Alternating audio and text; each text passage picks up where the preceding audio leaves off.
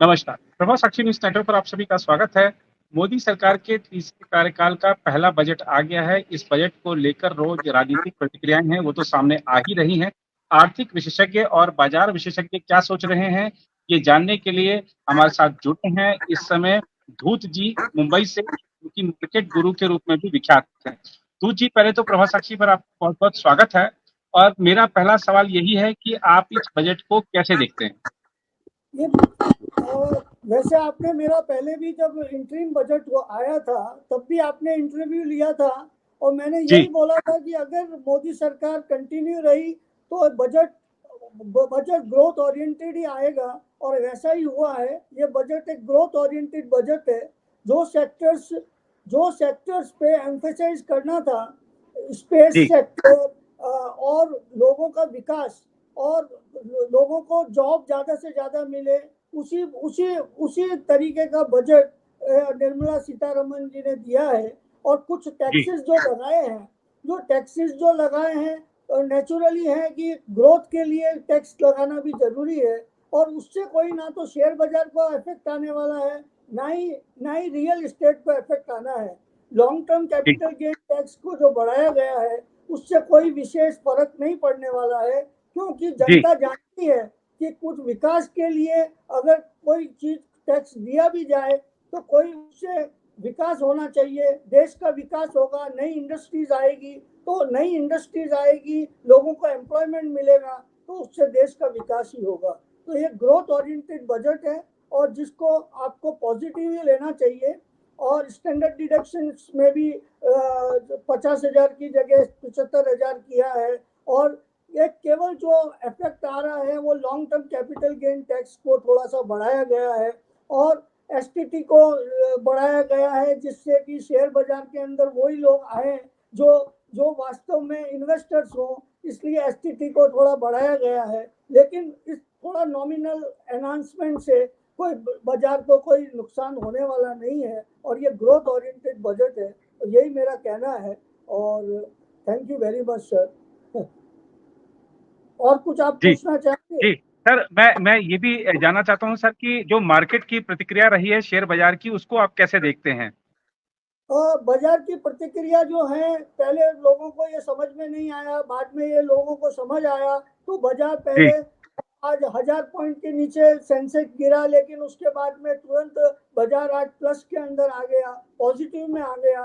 तो वो इसका मतलब जी, क्या है, पब्लिक समझने लगी है कि गवर्नमेंट जो कर रही है वो अच्छा कर रही है और ये बजट ग्रोथ ओरिएंटेड है और ये पॉजिटिव ही लेना चाहिए। तो रियल इस्टेट सेक्टर में थोड़ा बहुत प्रॉब्लम जो आ रहा है कि भाई इंडेक्सिंग का जो फैक्टर है वो हटा दिया गया है, तो लॉन्ग टर्म कैपिटल गेन बढ़ जाएगी। लेकिन वो सारे क्लैरिफिकेशन 1-2 दिन में आएंगे तो एग्जैक्टली मालूम पड़ेगा कि रियल इस्टेट को कितना नुकसान है। अभी जो एचडीएफसी लिमिटेड के मिस्त्री जी का मैं इंटरव्यू देख रहा था, उन्होंने स्पष्ट बोला है कि इससे कोई उनकी इंडस्ट्री को, रियल इस्टेट को कोई इफेक्ट आने वाला नहीं है। जी। और सर मैं ये भी जानना चाहता हूँ कि जो मध्यम वर्ग है, ख़ास तौर पे जो आयकर दाता है, उसको ये समझना है कि जो नए बदलाव हुए हैं टैक्स स्लैब्स में, उससे उसकी जेब में अब कितना बचने वाला है? सीधा-सा सवाल है सर।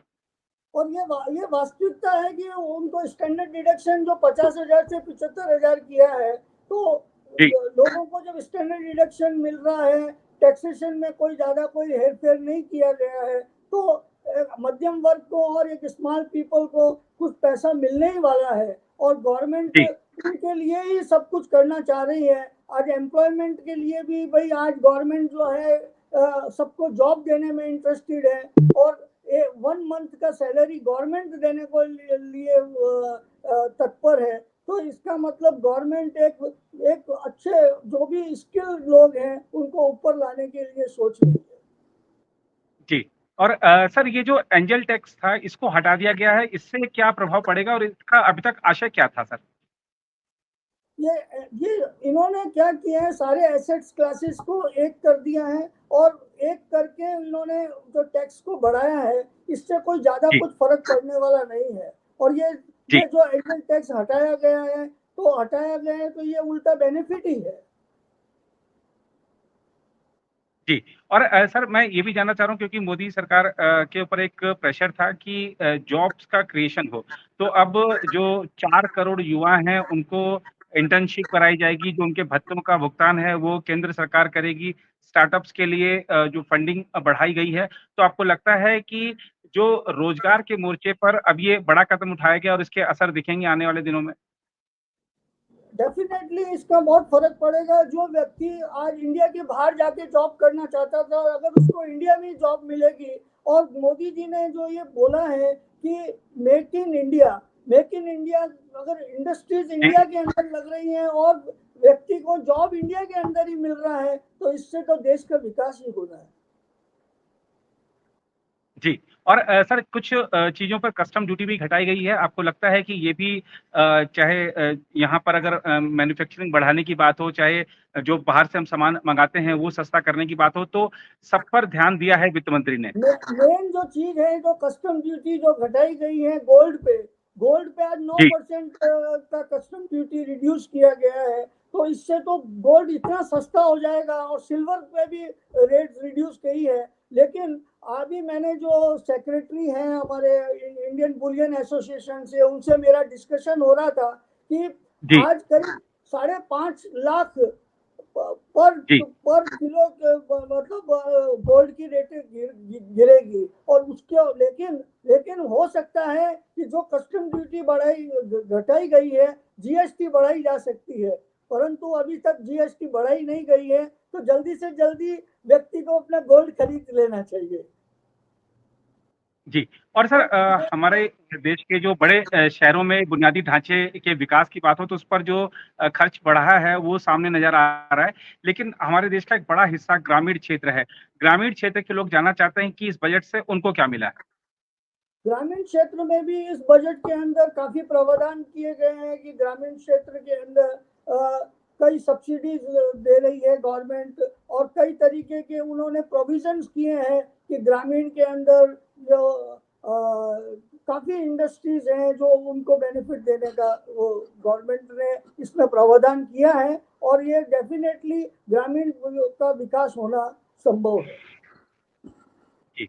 बहुत धन्यवाद सर, आप आज अपने व्यस्त समय में से समय निकालकर हमारे साथ जुड़े और बजट को लेकर जो लोगों के मन में जिज्ञासाएँ हैं, उनका आपने संतोषजनक जवाब दिया होगा, ऐसा हम उम्मीद करते हैं। फिलहाल इस चर्चा में इतना ही।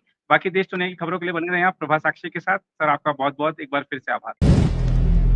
अगर आप भी लेना चाहते हैं देश दुनिया की तमाम जानकारी तो आज ही सब्सक्राइब करें हमारे चैनल को। साथ ही नीचे दिए बेल आइकन को जरूर दबाएं ताकि हर अपडेट आप तक पहुंच सके।